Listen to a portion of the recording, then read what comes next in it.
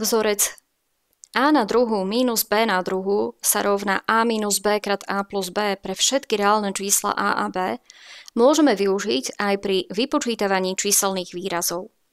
Keď máme napríklad rozdiel týchto druhých mocnín, v tomto prvom príklade je to 43 na druhú minus 37 na druhú, tak jednoduchšie pre nás bude použiť práve toto pravidlo, tento vzťah a vypočítať 43 minus 37 krát 43 plus 37, ako keby sme mali najskôr umocňovať 43 na druhú, potom 37 na druhú a nakoniec to ešte odčítať.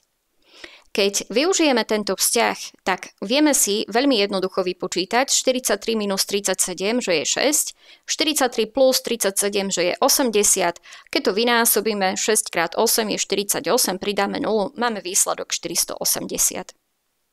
To isté môžeme použiť aj v nasledujúcej úlohe. 42 na druhú minus 22 na druhú. Takže opäť použijeme tento vzťah a napíšeme si to do tvaru súčinu. 42 minus 22 krát 42 plus 22. 42 minus 22 bude 20, 42 plus 22 bude 64, vynásobíme si to a dostaneme výsledok 1280. 35 na druhú minus 15 na druhú. Opäť použijeme tento vzťah, zapíšeme si to do tvaru súčinu ako 35 plus 15 krát 35 minus 15.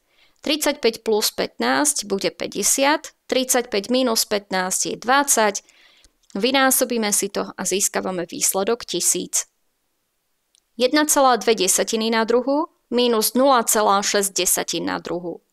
Opäť použijeme tento vzťah a zapíšeme si to do tvaru súčinu. Čiže to bude 1,2 plus 0,6 krát to celé 1,2 minus 0,6. Vyščítame 1,2 plus 0,6, čo je 1,8 krát 1,2 minus 0,6 je 0,6. Vynásobíme si to a máme celý výsledok práve tohto rozdielu. 1,2 na druhú minus 0,6 na druhú bude 1,8. Pracovať môžeme aj so zlomkami.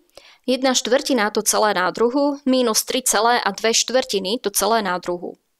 Takže prepíšeme si zmiešané číslo do tvaru zlomku, čiže bude to 1/4 na druhú minus 14/4, 3 krát 4 je 12, 12 plus 2 je 14, čiže to bude 14/4, to celé na druhú.